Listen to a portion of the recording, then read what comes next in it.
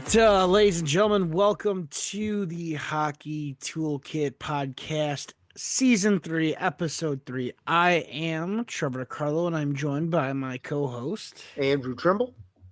And yeah, we got a little bit of stuff to talk about. Actually, quite a bit of stuff to talk about, I guess you could say. It's been Yeah, a it's been a little bit, not really, but we're rolling now. We got yeah, we got our we're post back in the summer. groove. Yeah, post summer stuff is over now. We're focused on our hockey and a lot going on for sure. NHL started, college hockey starting soon. All the youth teams are in full flight. So where do we want to start first, there, Trev? Well, I mean, we might as well work our way from the bottom up, and with the youth hockey levels. How's things going on your side? I mean, again, you guys are starting a brand new program from scratch, so I mean, Yep. people are getting literally the behind the scenes, a Yeah. little bit, most of part of it, Yeah. Well, the for new teams are all season. our teams are all doing really well. Like I'm really excited about where we're at. We wanted to have a different model than any other program in the state, combining the off ice with the on ice, and we really wanted to focus on. When we talked to Adam later on the coaching elements, we had a number of summer coaching seminars we did with all our coaches, so got everybody on the same page, and not just dealing with Safe Sport or USA Hockey modules, which are great, somewhat, but Yeah, also dealing with right. like our culture and what we want to have, what do we want our Wolves athletes to look like, and it's really been great. Like the off ice dryland stuff is fantastic. The kids are watching video of one or two clips every weekend that they played in prior those games, and they're doing athletic movements, which is so fundamental. Like I mean, I see my son and his he does gym class 1 day a week in New Hampshire, and he literally drives himself crazy, like sitting at the desk. Just I think he breaks pencils all day. He's got so much pent up energy. Just So the kid's pacing got to back and move, forth. man. Yeah, Yeah, yeah, he's like a crack addict. shaking. Yeah.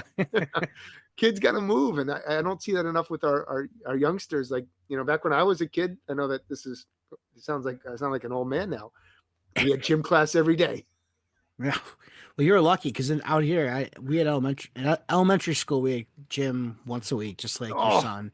But middle school and high school, we had it every day. But yeah, we had it. Yeah, man, we could not wait for that 1 day a week where we could just go ham out there, and those were the days. that's where it's at. I mean, like, and then even so, like something, and I don't know if we talked about this before, but after Jim he has his PE day, and we'll be like, "Hey, Pat, what'd you do today?" And he'd be like, Dad, we did the parachute today. It's like the parachute. It's like, yeah, we get it. We fluff it Yeah, up, we put it over our head, and we sit on it and like laugh and tell jokes. yeah. And it's like, why don't you play freaking dodgeball, man? Why don't you go run around, make do some laps, Yeah, it do a pull up, bro? it's amazing, and I'm not one to talk because my fitness level is probably not where. Well, it's not probably. It's definitely not where it should be nowadays. But I mean, yeah, the kids like they need to be doing more than the parachute. I remember that where they'd start like shaking the parachute Yes. and they'd start throw stuff in there, I and it had to was like trying Google to. it. I was like, what are we doing here? Yeah, no, it's definitely sucks. It's not anything athletic about it at all. I mean, the most non-athletic kids, I guess, could take part, so maybe that's why they were doing it. But no, yeah, it wasn't until middle school that we got gym every day, which was then awesome because we could play any sport that whatever unit. I mean, they had units, so Yeah. but no, I do miss the I don't miss the parachute. Let's just put it that way. But I would definitely like if you're in the business of starting out a youth hockey program, don't just focus on the on ice, right? Focus on the complete athlete, because we're seeing it pay dividends. Most of our the kids that we acquired played at the tier 4 level, or basically a house level, and they're Mhm. playing up a level this year, and we're right at either 500 or with a winning record. So it's starting to really translate. Doing a lot of chalk talks and video and dryland, and it's also fun. The kids really enjoy leaving the rink. When they leave the rink after the dryland, they're like, "Wow, this is great! Like that was fun." You finish off on a Yeah, high note. and that's the most important thing. I mean, I've seen too many coaches over the year that will the kids leave and they're downtrodden, they're upset. I mean, Yeah. fine. If it's after a game, you need to give them, a little bit of a lashing. Like I get it. Like okay, fine, but you still gotta, it's a shit sandwich. Good, bad, good. Let them leave on, smiling. Our goal as youth coaches is to make sure that the kids want to come back for the next session. Like Yes. whether that's the next practice, skills, game, next season, like that's considered that should be the success. Granted, that's not how our society operates, but I mean, kudos to you guys that you guys are off to such a great start. I mean, I love that you guys are doing stuff in, the summer. I think it's an area that is definitely difficult for some programs because again, you've got volunteer coaches or even guys that are getting some type of compensation, but still like that's their it's like our vacation time for most of us, So I think that's awesome that you guys were able to do that and things are working out for you guys.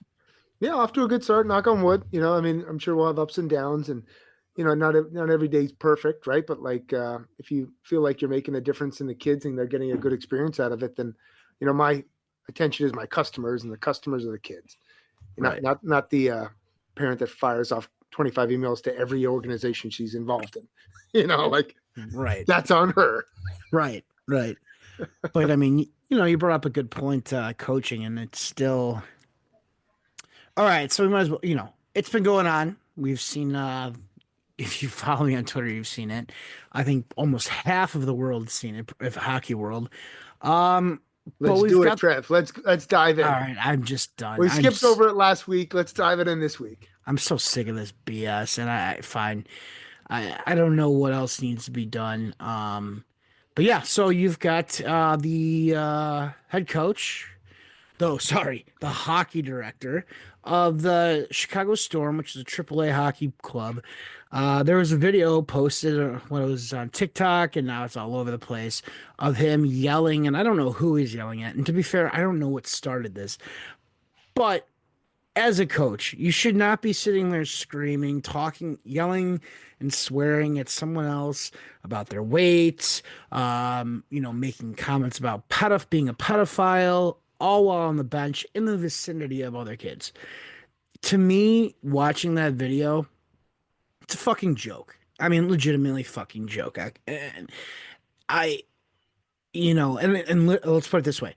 I know this guy. Let's probably maybe listens. Probably. I know he follows me on Twitter, so he sees all this stuff. We do have a little bit of a crossover, which I'm not going to get into because it's not really relevant for time. But total bush league bullshit for a coach to go out there and do that, for a hockey director to go out there and do that, and then for nobody to do anything about it. Not, the governing body of Illinois hasn't done anything. The USA Hockey hasn't done anything, and not even the Storm have done anything. And yet this guy's still coaching, and like it was no big deal. Like that is what's wrong with coaching nowadays at this age. Like one of the things that is wrong.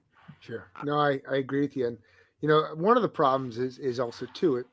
When we have these, you know, in New Hampshire at least, there's vice presidents for each division. So you have 18s, 16s, 14s, 12s, whatever it may be, and you have a person who basically regulates and oversees that division, and they're usually already employed by an organization that is a member organization of the district. So and I don't know if this is the case with this individual. He may be the vice president for his own division, so only can hold himself accountable, perhaps. But I know, an instance happened last year with we had an out of control team in the U16 Tier 2 division in New Hampshire. The coach and players, like the players, fed off the coach completely, and he was out of control. And we played him in a game, and we lost the first time we played him. We ended up beating him in the playoffs, but the first game was a mess. And there was Mhm. one instance in which it was a scrum by the net, and one of our players fell. The referees are looking at the scrum, and a kid goes over and two hand like chops this kid across the legs, like the back of the legs, because he had fallen over. Yeah. And it was significant. I mean, the kid left the game and missed a week or two of practice. Like it was a significant tomahawk slash. And I don't really send in clips of anything like that to our district managers or anything like that. But I sent in this clip because it wasn't a penalty on the play, and I mean, any world, it's a multi-game suspension. And I happen to send it in to this guy, basically his boss. The guy who runs the organization is the guy who runs the organization is also the district Yeah. division manager. And it's like no response to the email. Guy played the next game. The kid played the rest of the year. It's just we have to have more sense as a governing body of regulating organizations, not to hire people who with such complete conflicts of interest. Like I'm sure that may not be the case with the Chicago Storm affiliate, but I'm sure he's got friends somewhere. And his behavior is completely out of line, unacceptable in any circumstance. So how can he possibly get on the bench for another game when he's acting like that the previous game? Well, and that wasn't even his real team. He coaches at the younger levels that, at the I believe the 10U level. I know for sure it's a 10U level, let's put it that way. Um, you Guys know, coaching 10-year-olds? yeah, that is who people are paying to be the role model for their kids. And that's what pisses me off the most is like, you know, people like that give some coaches bad names. And when you act like that, I mean, you can see the kids are snickering while he's, yelling all Yeah. these things. And those are older kids. They're now being like basically said, like, oh, this is okay. Like this That, behavior is okay. that's how they And think that's how you do it. it's not okay. Like if I've got a problem with another coach, and when I was younger, let's put this from early on. Yeah, was there a couple times where I'd yell at the other bench? Yes, I did at another coach because I thought they were running up the score, pulling their goalie with, point one, it was like 1 or 2 seconds left in the second period, and they're already up by five. The offensive zone face off and like trying to run a play, and I was just like, "Come on, like this is Bush League." Like, yeah, I've done that. I didn't swear at him, I didn't yell at him. Um, I've never talked to a kid on another team, never. But like, I'm not going to sit there and start barking at you, start yelling at you in front of the kids. Like, we are the adults. We need to, you know, be the role models out there. And in that video, I there was no role model there. That's a joke to all hockey. The Windy City Storm should be ashamed of themselves for letting that go on and not saying, "Hey, we do not condone this behavior. We are, asking this coach to do this, this, and that." If they want to keep him, fuck, fine. I don't care. I mean, whatever. You're gonna do what you're gonna do. Um, but at least put something out like we don't condone this. This is For what sure. happened. This is what we are doing to rectify the situation. Maybe the coach does an apology, whatever. I did I was stupid in this area, and then move on. And then people are like, okay, well, you did something dumb, heat of the moment, whatever, move on. But no, like Yeah. instead, it's just like it's okay, and that's what we are telling people is it's okay. Yeah. No, I agree with you. I think that a simple press release and maybe a modification of his behavior would make a big difference. But instead, when there's no modification and there's no apology, then it just moves forward business as usual. And Just put it certainly, on Facebook, I yeah, mean, just certainly the put a kids are, post, yeah. yeah, Coach so and so's behavior during this game on this date that as you've seen in video was not appropriate and not what we was not condoned by the Windy City Storm. We have spoken with the coach. I mean, I'm literally doing the PR work for them right now. So fuck that. Unless they're going to pay me for it. But this is what we've asked him to do. He is apologetic, this and that. Maybe he's not apologetic. I don't know. But it's just bullshit. It's yeah. BS. And I'm There not was I'm not there was happy.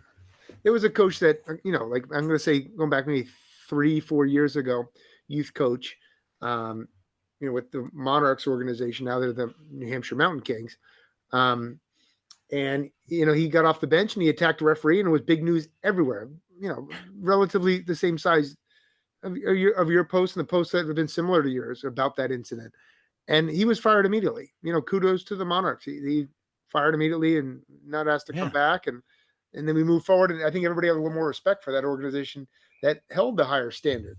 You know, you And certainly don't get more. You're not going to attract more kids to your program when you accept that bad behavior.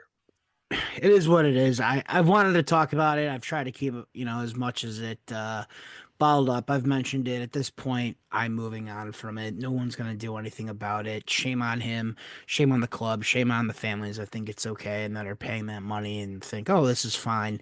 Again, I don't know the backstory, so maybe I'm the complete asshole here. Probably not, though. Because I mean, if someone's mouthing off at me and I'm the coach, I'm probably just going to ask for the referee to get that person tossed out or something. But whatever the case may be, just it sucks. So. Yeah, that's I guess youth hockey. How's junior hockey going, Coach? Well, before we get to more junior hockey discussion, I think it's a good time to turn it over to our interview for the day. Adam Hooley runs a great program, really clean program, does things the right way. The New Jersey 87's based out of Wall/Farmingdale, New Jersey. He joined us on the podcast to discuss all things going on with the Atlantic District and things that he's seeing trends in New Jersey in both youth and junior hockey. So we'll turn it over to Adam right now. All right, hockey fans, we have with us Adam Hooley. He's a former NCAA hockey player at Trinity College, and he's now the GM, head coach, and one of the owners with the New Jersey 87s, a great program in the Eastern Hockey League and the EHL Premier. They've had a lot of success in both of those leagues and been rewarded for their efforts with a number of championships over the last couple of years. And we're going to dive into his thoughts on stuff going on in New Jersey hockey, in the Atlantic District, and much more. Thanks for joining us, Adam. Yeah, listen, I'm excited. Thanks for having me on. I obviously really enjoy what you guys are doing, and anytime I can talk shop and talk a little bit of hockey, obviously I love to do it. So happy to be here. Well, I that's good appreciate stuff. that. Well, Adam, the first thing I want to talk to you about a little bit is Atlantic District. I'm from New Jersey. You're from New Jersey. We grew up playing hockey here. There's a lot of stuff going on, right? It's become a really great hotbed for producing NCAA talent and even professional talent, even though it's a very small state. What are some of the changes you're seeing in New Jersey hockey? Yeah, I mean that's a great start. I mean, obviously for us, I mean I grew up in Brick and played in Brick Hockey Club, which is a renowned Tier 2 program, and then I took it to Tier 1 of the New Jersey Youth Devils, and it really played up and through my midget years. So for me, kind of a real product of the Atlantic District, and spent a lot of times in their development program in the summer. So to me, I really breathe and really respect that model. I think for me now, as I look at it though, there's just a lot there, and there's a lot of things going on, and I just it's a different state than where it was, which is also a good thing, right? There's a lot more expansion, there's a lot more things going on, but at the same time there's also the negative sides of that. And right now I just feel like it's a very confusing time of where things are going, and I think for the player, he's continuing to improve, but I also think that the options are dwindling in the sense of where they really want to be. You look at our Atlantic District now, and I think if you look at the rosters, there's quite a few players coming in from outside of our district, right, and outside of where we are. And the players that are doing really well have done well, but I just think we're in a really interesting time in hockey, and I think the district right now is kind of going through that picture of where everybody is and where things are going, and I think it's exciting, but it's also a very scary time in a good way, just the unknown that is out there. Well, bring up some great points, Adam. I got a couple more gray hairs on you, so I grew up in the Brick Hockey I Club. When you got it in probably my beard right now. It's all right. That's why I kept it there. well, when you were probably a mite, I was probably a midget, so we got a couple years on you. But Yeah. one of the shocking things about youth hockey in New Jersey, and I'm seeing this with my sister. She lives in Brielle, and she has her son played for the Red Bank Generals. And Okay. no criticism, Red Bank Generals. Like, I think they got some great coaches there, some really good guys running it. But the price point on New Jersey hockey, whoa, whoa, wow, wow. Yeah. It Yeah. is not Yeah. cheap. When you compare No, that to where we are, it's almost 3 times as much. So what are we yes. talking here? Like, just so we can put in perspective for the listeners, like, what are we talking in New Jersey hockey? I think for a Squirt B player right now, I'll just use Squirt B because I feel like that's the 10U, right? Squirt. So Yeah. I would say tuition, you're probably right around 48 to 5,200, and that's not including your travel, things like that. Yeah, okay. So I mean, that's pretty much almost par on course with here out here in Chicago. So Yeah. Yeah. just for reference, that makes sense. Okay, sorry. Please You know, continue. and to that point, though, I think for us, the availability of the rinks around, the programs around, Um, I think that's also astronomical to see why the price continues to be that high. Again, I it's a big point to me, and I'll be, very honest. I come from a blue collar family. We lived in a sense of, my parents lived paycheck to paycheck, did everything to give us every opportunity. And if I look at it now, I don't know if I would be able to get through midget hockey, um, or my parents would be able to make that decision to keep me through midget hockey with where the prices are right now. There are some prices right now at the midget level that are close to 12,000, 13,000 just for tuition alone. That's not including your weekends away, your travel. You're north of 15,000 at a minimal. And to me, again, I look at that price point and I get nervous about my little guy being 7. Am I gonna be able to do that? I don't know if I can do that right now. So I think that's a huge thing that you said. And like you said, Red Bank's a great facility, great coaches there. They got a nice sheet there, a nice pond there. But there's definitely a difference in price points. There's no doubt about that. What do you see as some of the remedies for that? Like, do some programs offer? Obviously, you offer payment plans or scholarships or things like that. But what else? What else do you really see as a way to combat some of that? I'd like to see a little bit more transparency in what exactly you're getting, right? And That's a good point. saying where these prices go, right? I have no problem saying, for us, we really excel at our coaching development. We have an 18 and 16U program, and we're on the lower side of tuition. But we also have 4 to 5 coaches on the ice every night, right, in practice. So we really look at that. So we're very transparent. We have that.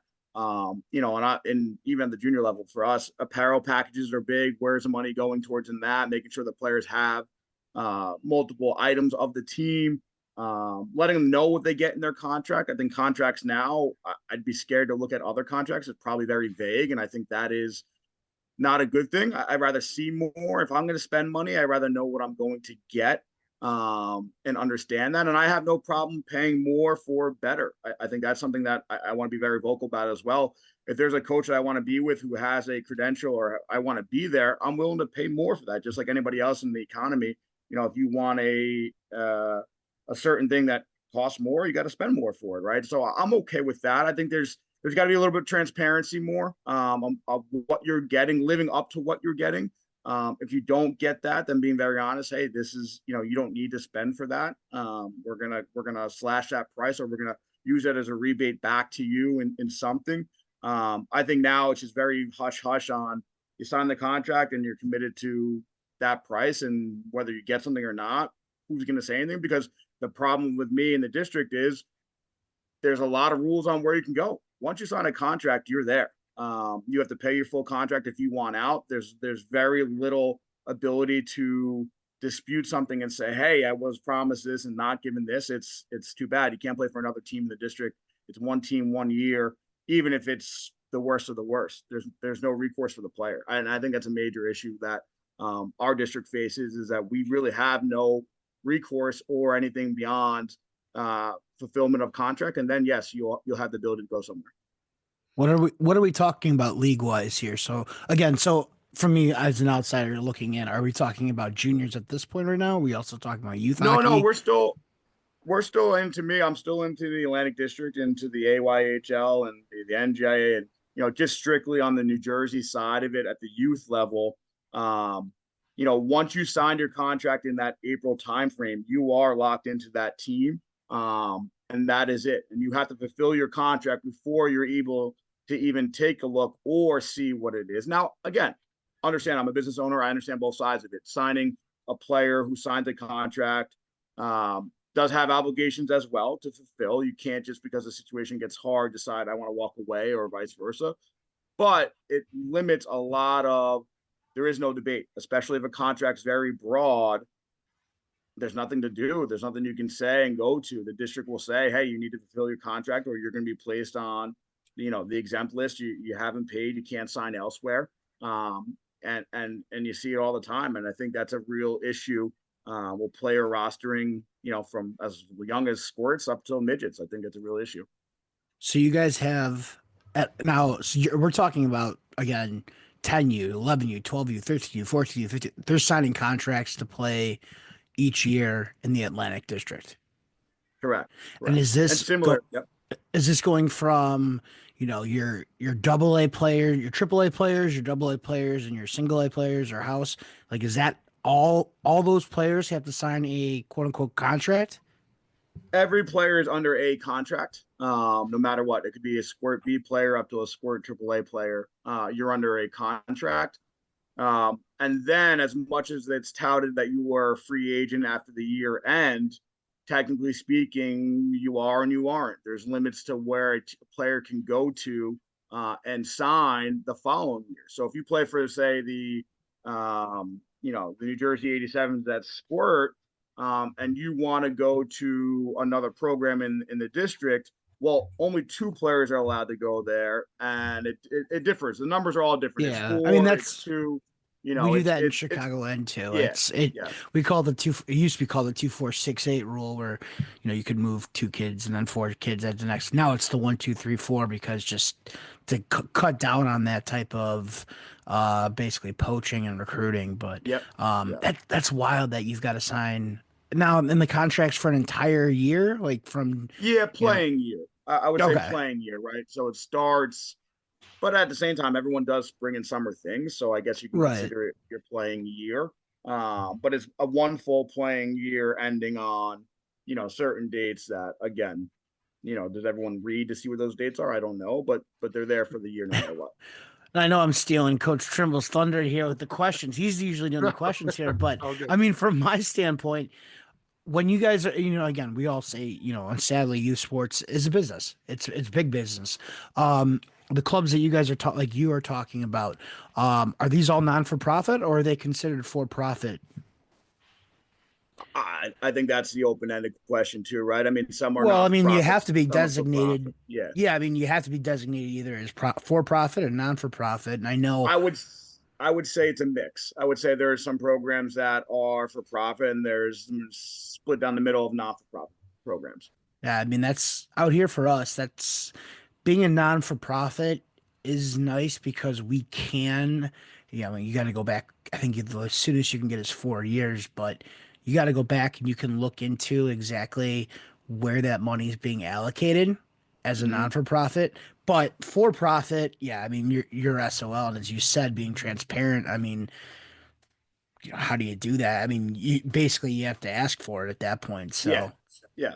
And I think at the same time, right, for the not for profit, even being able to look at that, obviously, I think there's a lot of discretionary things that you can yeah, they say hide and some stuff in do. there. Yeah, You know, like and listen, it is a business, and I get that side of it. I think the issue that I have with it is what Andrew mentioned earlier, where the prices are going. We are pricing the opportunity for the first time player to enter into our stream of playing hockey. I mean, at the end of the day, it's just too costly equipment itself, then tuition on top of it. You're looking at, you know, another mortgage every month for almost 8 months for some families. And frankly, oh, that's, the COLA is not going down here, certainly in New Jersey. So at the end of the day, we're hitting this inevitable breaking point of prices continue to rise and COLA continues to rise. And what are we going to do to adjust that? I don't know. I don't have that answer. But I would also put to New Jersey and the district, I don't know if they're addressing that or looking at that either. And I could be wrong. There could be a force looking at it. There could be a committee looking at, those things. And I know the NHL teams do a good job of trying to get back and learn to play programs. They do provide equipment and all that. But eventually, again, once you get to the mites, the squirts, everything becomes very private. So, Adam, you're intimately involved with all this stuff. Like you have a son playing hockey, you are coaching multiple levels. Even at some years, I know you coached high school hockey in New Jersey. In addition to the junior stuff, what are some of the solutions that you would propose if you were in that boardroom on an executive committee? What were some of the solutions to some of these issues? I think that's a great question. I think to me off the bat, and it's me just kind of thinking about it and having some thoughts. I think at certain age levels, there's got to be a price point that it is for everybody. It can't be more at one spot, less at the other. Again, at the end of the day, what can you provide the difference for a square kid at A, B, and C at different locations? What more can you give? So if you just say, hey, at this price point, this is what it is for everybody, it might make sense that it goes back to more the town model, right? The closer you are to the rink, you have to go there, right? In high school hockey, in particularly New Jersey, schools are mandated. There's a cheaper option at a local, a closer rink. You have to go there and play, right? So to me, I think it's one way to combat that early from might to ban them is listen, it's this price no matter where you get, and there are same specifications. You get 3 ice touches, everything just becomes more uniform. To me, because again, if it's not for profit, everyone should be doing it for the right reasons, right? And doing it for the benefit of the individual and the player. So I think I'd start there, trying to look at, is that feasible? Is that an option? Again, as a small business owner, that probably would hurt me in a sense, because I feel like I provide a different service, but I'm older, right? I have more at that older age of what we're looking at, so a little bit different. But early on, I think that's something you look at, to get back into what New Jersey was so good about. The house leagues were so good in the state in New Jersey. A lot of the professional players you talk about all spend time in house league, doing the little things the right way. And I think we got to get back to that a little bit. That's probably the one thing that sticks to me outside of really spending some time to look at what else we can do. Again, we have a great tri-state area of professional teams, continuing to get them involved at that level, of being able to thrive, because I think there's a lot of players we are missing that just simply can't get into our market because of where it is, and that's a shame, because there's players that might be able to change the game, but we'll never get an opportunity to see that. Yeah, that's the one thing, there was always that criticism 20 years ago of, the American hockey player isn't the American's best athlete, and that really started to change. You started to see guys like Austin Matthews and, Jack Hughes is an amazing athlete. These guys start to come in and be hockey their number one sport, and that started to really change the American development model in terms of our best players being also our best athletes. Now you're involved at all levels, so you're seeing it firsthand. You are in the fight, my friend. So what do you see? Yeah. What are you seeing on the junior side? I know the 87s are off to another great start, but no, listen, take that all. My true feelings is I'm disappointed in where hockey is right now. I love our organization. I love our league. I love what we do. I love our players. I love going to the rink every day. At the end of the day, I'm disappointed of where right now hockey's going at the junior level. I see more and more kids now quitting. I've never seen that in the 9 years. And again, I say 9 years and it's a short amount of time, but it's 9 years. In the last 2 years, I've never seen the amount of kids that just quit now. If they don't make where they want to make, or they don't, have success, it's just they pack it up and call it a day. And that disappoints me. I think we're failing them somewhere. And when we get to us, as we are in the trenches, we can do our best to try to combat that and try to get them reignited the flame, but it's hard. So I am, the one thing I keep telling everyone I talk to, coaches and players alike, is my disappointment and sadness in the amount of players that are just quitting. It kills me to see that, and I don't enjoy that. And I give all the respect to players that are continuing to push and try to get to the next step. But there's something that is missing, right? There's something that is going from the youth to the junior world. There's a bridge, there's a hole, there's something there that these players aren't getting. Maybe they're not getting the truthfulness about the next level. It's something, but the gap right now is scary to me. And as someone who's in the junior game and just the junior game with all retrospect, that's scary to know that the athlete right now, if he doesn't get to where he wants to get, he's just saying, hey, it's not worth it anymore. I don't have that. Are they losing the love of the game? Are we crushing it too early at the youth model?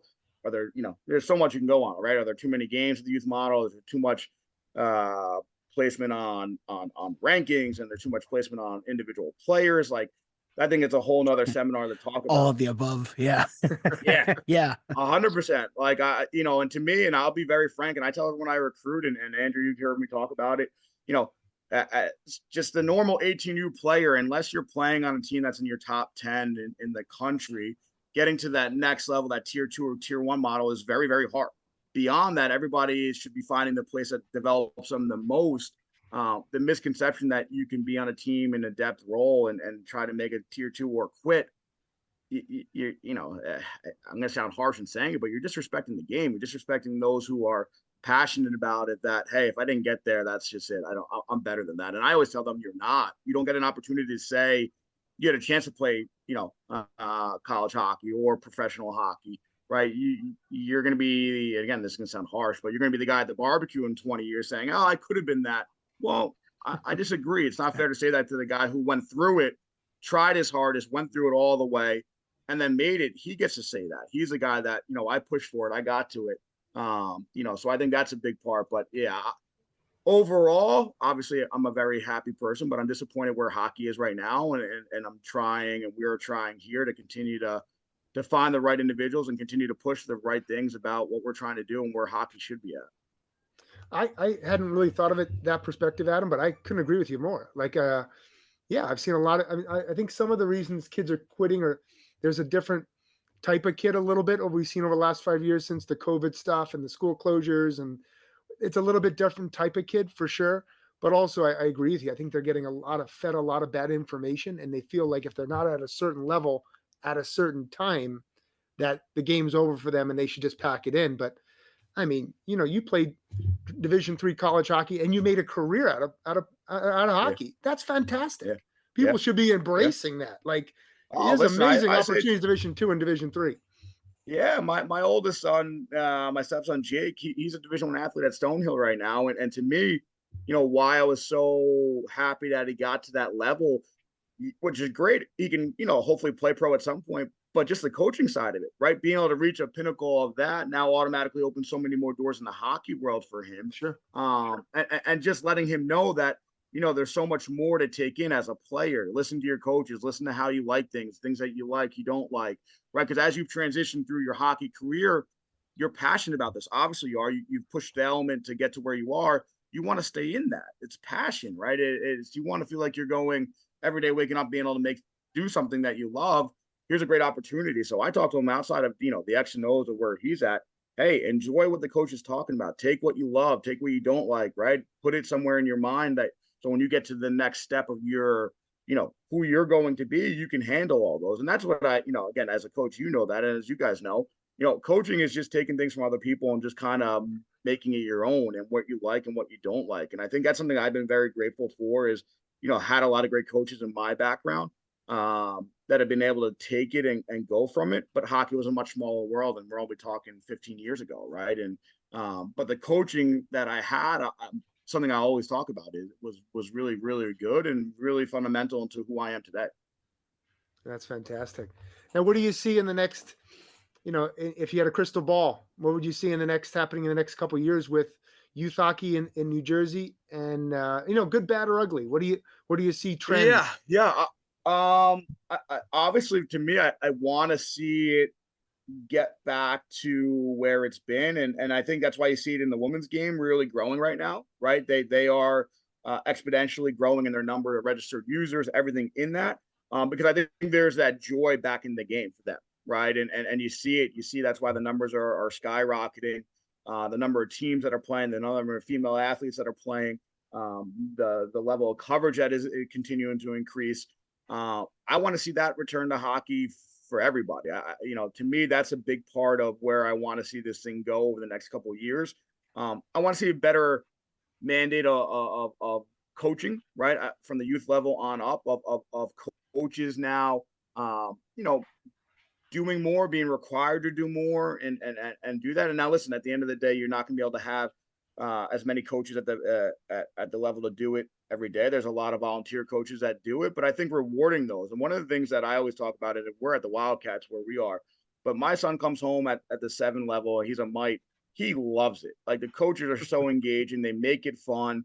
And I tell that to the director there all the time. These guys are good. Make sure that they're taken care of. Make sure that they know they're doing a great job. Let's continue to give them the resources that they need. I think the onus goes back a little bit on some of the programs that, they need to up the ante a little bit. They need to do better at what they say they're doing, and we need to hold them to standards. You need to be doing this to continue. And I think that's where I'd love to see it go. Because I think we have the resources available. I think these programs in the tri-state area certainly have the resources to make hockey get back to where it is. And I think we need to have a little bit more of be responsible for what we're doing. Right? We're like teachers. Be responsible for what we're trying to do. Try to encourage. Try to get them to move in the right direction. And it's not an easy job, right? I like, for us, I always look at us as teachers as well. And I think teaching is one of the hardest professions that's out there. But at the end of the day, this is different than all that. They come to the sport to enjoy it, to love it, to have fun, to do all those things. Let's get that back to this is what it's about, right? Like going and playing a game on a Saturday morning and then going to your teammate's house for the rest of the day to play football outdoors or baseball outdoors just because you like being with them, right? And enjoying that part of the process. Let's bring it back to that the best we can. And listen, there's no easy answer, and I know it's easy to talk about. But I know for me, it's something that I work on the coaching side is trying to show more of a humane side to my players and see who I am, right? I'm a big stern guy on the ice. I wouldn't say big, but I'm a stern guy on the ice. But letting them see how I am with my son when he's around at the rink, right? A big mush, right? They see me talk to him in different, voices or see how I am with him. Letting them see that part. I think we got to get back to that with hockey. And I think it's doable. I think it's capable. So I'd like to see, districts be a little bit harder on teams that aren't doing that, coaches that are not doing that. Let's be harder on that. Let's make standards. Let's bring it back to the level of, responsibility and professionalism. I love that. That's great, Adam. That's fantastic stuff.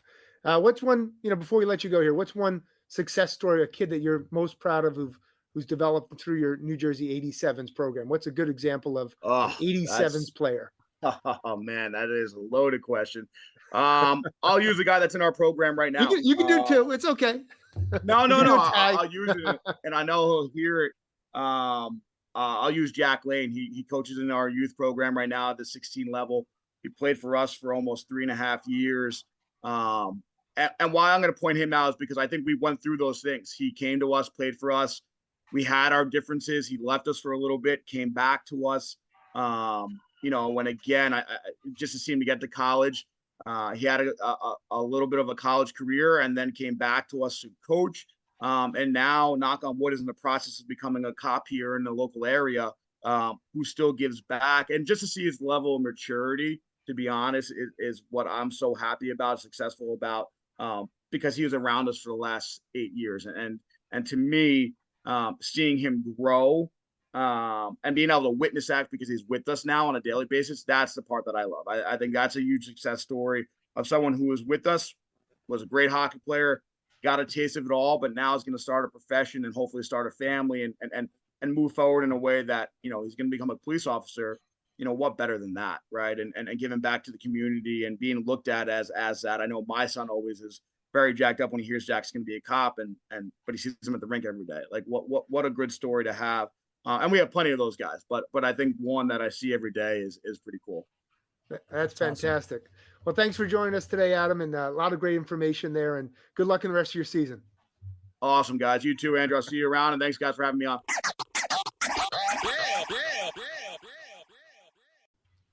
All right, Trev. So thoughts and feedback from Adam. What did he said a lot of stuff that I really liked and agree with. Thoughts and feedback from your takes from Adam's.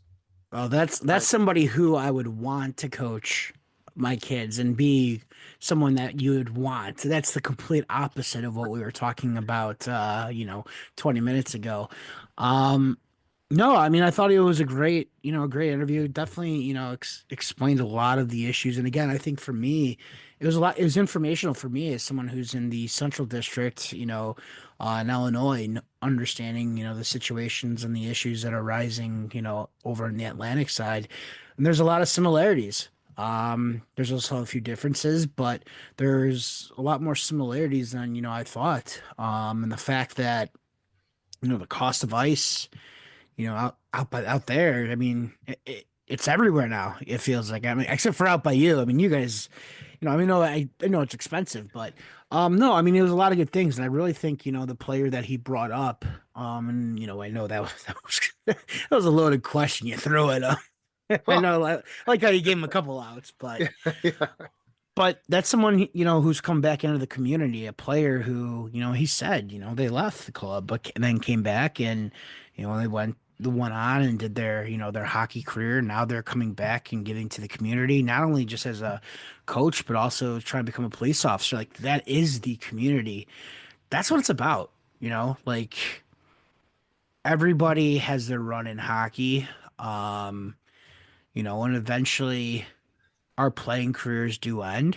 I know I'm not going to say what you want me, what you hate hearing because I read the article. Yeah. Yeah, I mean, not all roads lead to men's league, but You no, just like said it, man. You said I you know. weren't going to say it. I know. I couldn't help it. No, I was just letting everybody else know. I mean, I assumed everyone reads your posts on Substacks, Yeah. but I think that's what it's really about is like going through your turn, through your cycle of, like, okay, I'm not gonna go like through the whole like Simba Lion King thing here, like circle of life, but like your circle of hockey career life. Like, okay, you've gone from being a player, played up at all these levels, and now it's your turn to give back and take the lessons that you learned, good or bad. And if you're on the Windy City Storm, there's plenty of bad there. Like you can take that and put it into how you're going to teach, and then hopefully it just continues. So I took a lot of good stuff from that, a lot of informative stuff, especially being in the central area. What did you think, Coach? Yeah. That he brought up, I've seen a lot of advisors over the last couple of years, point to, the unsanctioned junior hockey model. But that really, one of the biggest inflection points, certainly for leaving USA Hockey by a lot of the, by the USPHL or the EHL or the BCHL, leaving these governing bodies is because of some of the things he was talking about. There's so many parameters put in or constrictions put in place at the youth hockey to protect operators and owners of rinks, such like that player release and like contracts for players.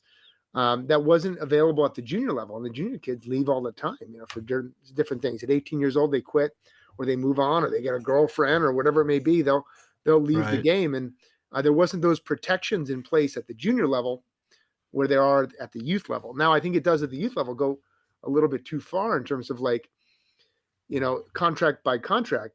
They can be so vague that you're not always going to get what you signed up for. Like you're not going to get.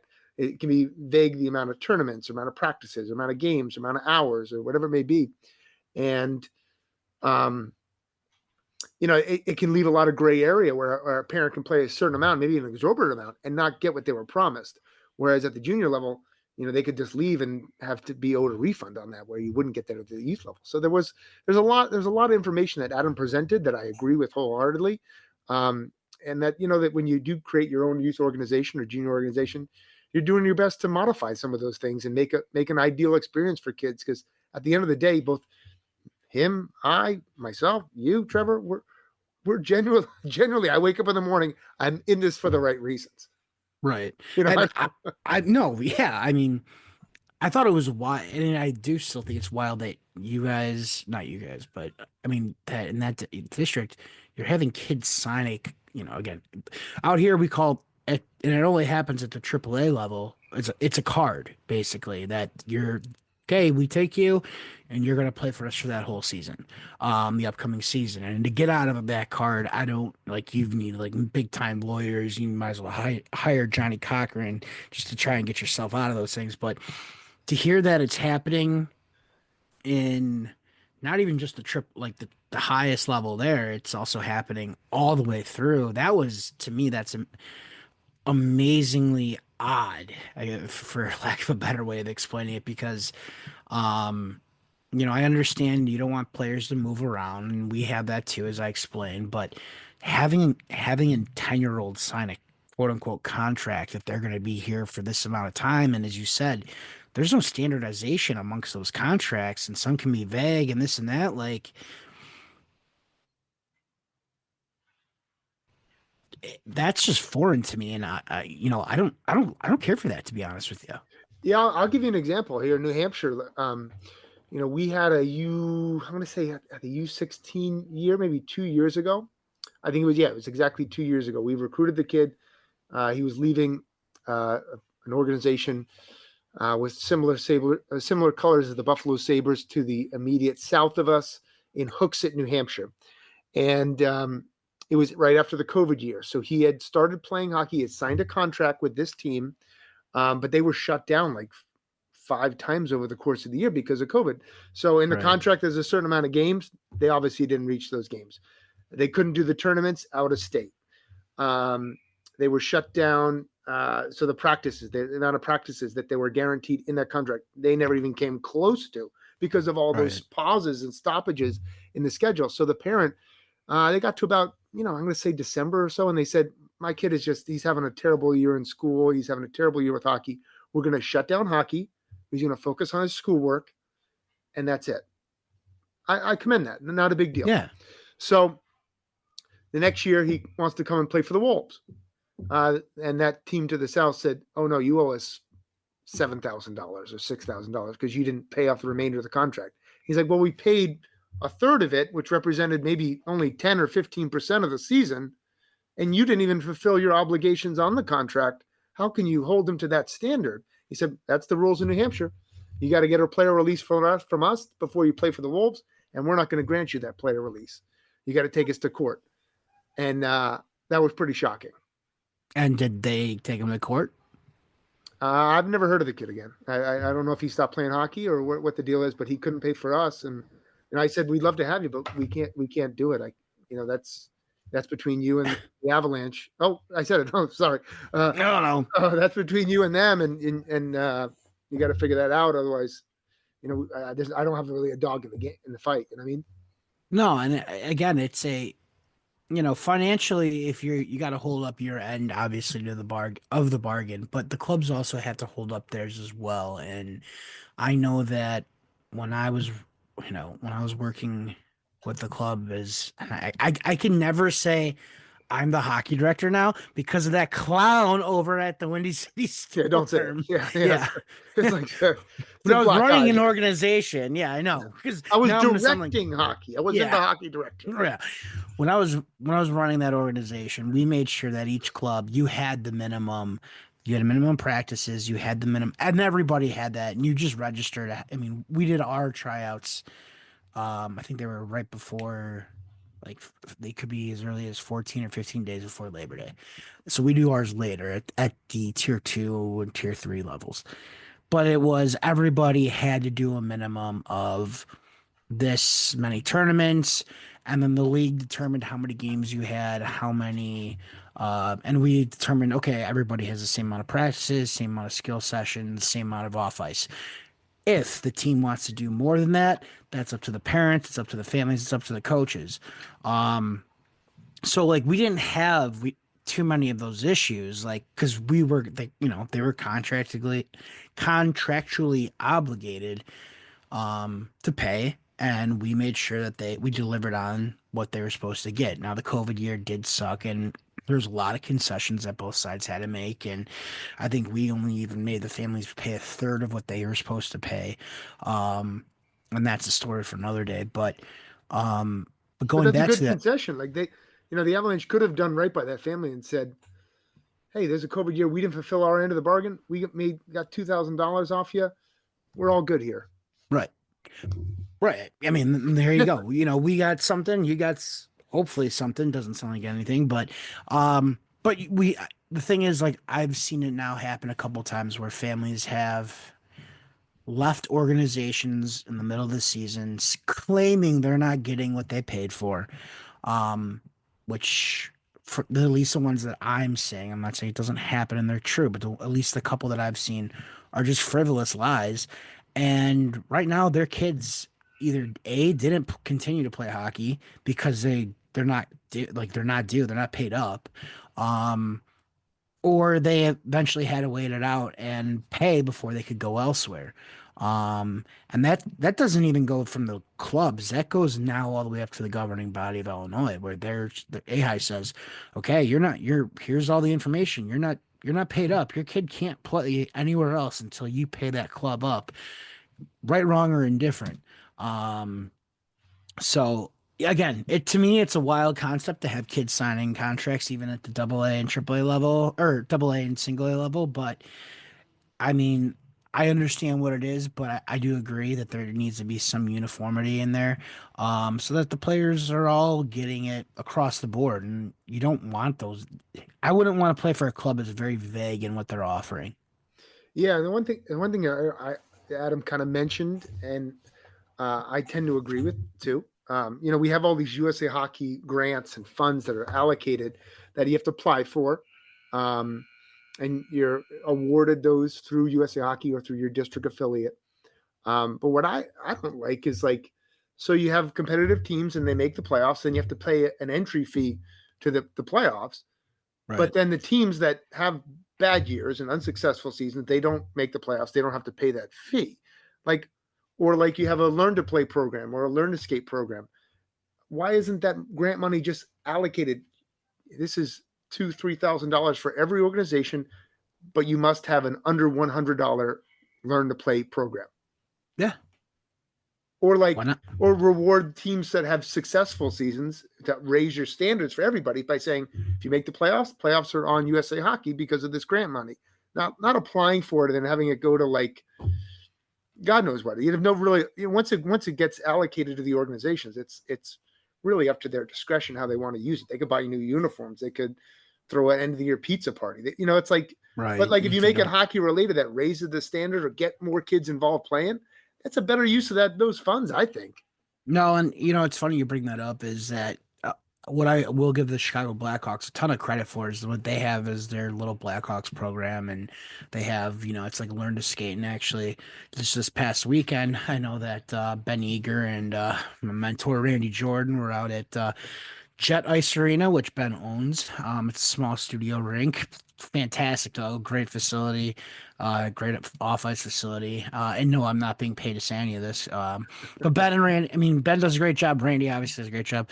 But they just had, I forgot, I wanted to say over 60 kids sign up to come out, and they were given equipment to use to try out, try to play.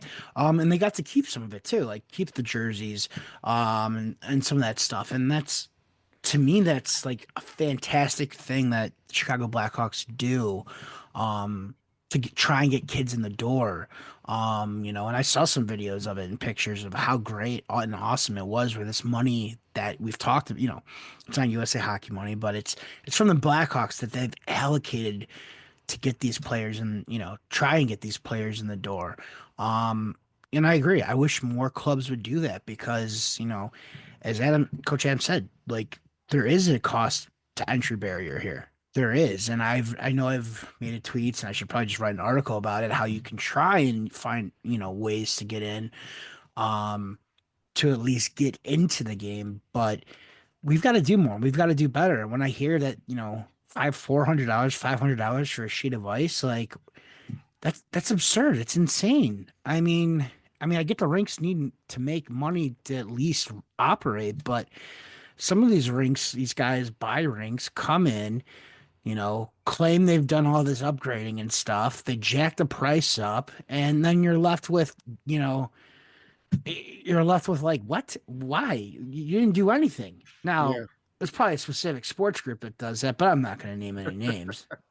Well, one of the things you mentioned, and I think that we have to, as a society, get back to that model is like incentivizing participation and success in those as a participant. Yeah. I remember being a kid. I was born in 1980. Devils came to town in 1982.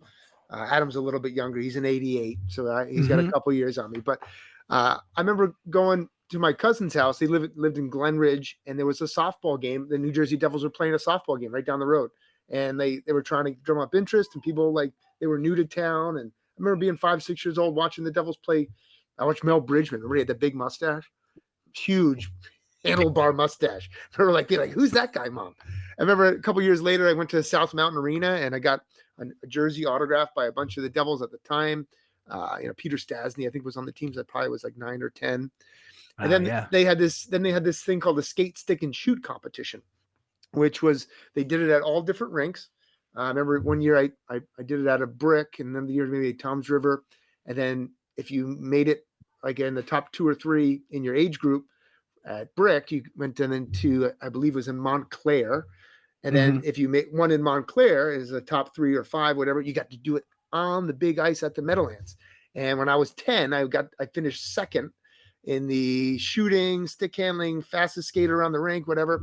And it was pretty awesome. And that was really, really cool, and organizations, these professional organizations need to do more of that because kids I remember being a kid in gym class we were talking about, and they had remember the presidential physical fitness stuff? Yep. Yes, I do. That was awesome.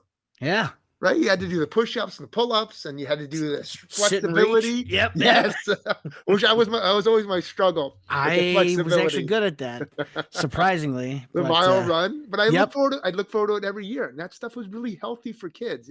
We have to get away from this, like, oh, we can't have competition for everybody. It's like competition's good. That's what they're going to experience in the real world.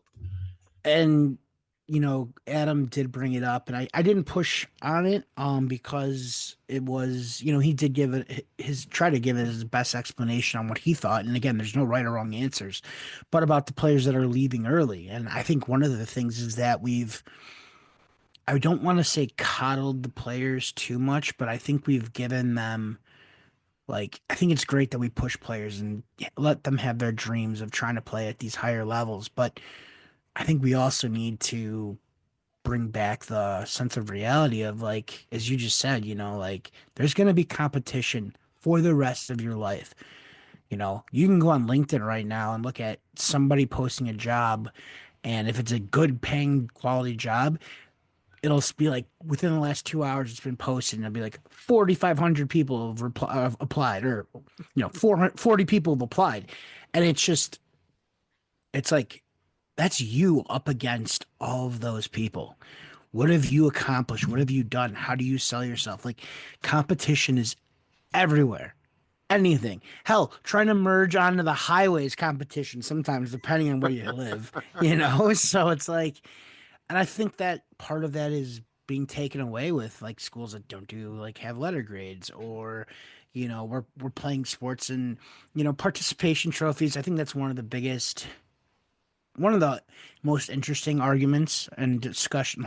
It turns into arguments, but discussions that are out there, and I'm okay with it, because as a kid, like, I got a participation trophy in Little League when my team was in last place. I knew we were in last place. I knew what the trophy was. It was like, hey, here you go, we're giving you something. Like, I'm not dumb, like, but and it wasn't a big deal, so I don't have really a huge issue with that. But what I do think is that we, as he said, we've got kids that think, oh, well, if I don't make tier one, the, yeah, tier one, juniors, or tier two juniors, like, my career's over, like, I'm done. Like, no, like, there are other levels to play at. If you don't make Division 1 hockey, that doesn't mean you can't play Division 2, Division 3. And I think that the problem is that we don't give those options out there and say, like, this is also a reality. Like, Yeah.